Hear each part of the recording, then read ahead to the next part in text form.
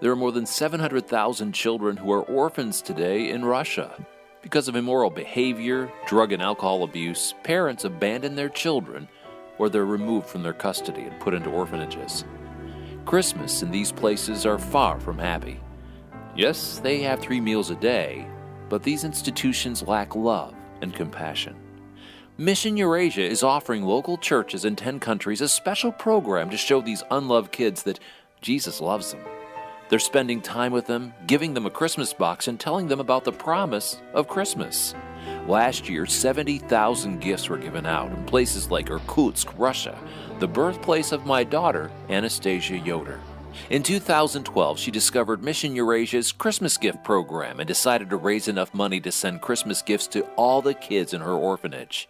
She can't do it alone. When I was 3.5, I was adopted from Russia by my family. Many of you prayed for me, and many of you donated to help me get home.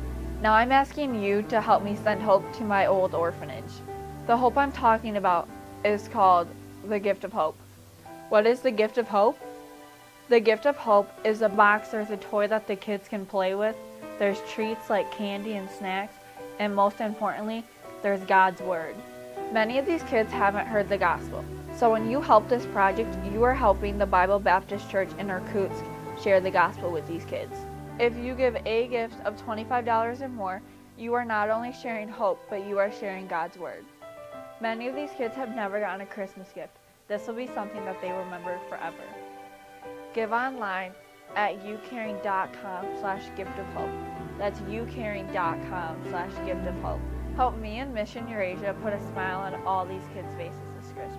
Be a doer of the Word this Christmas. Give the gift of hope.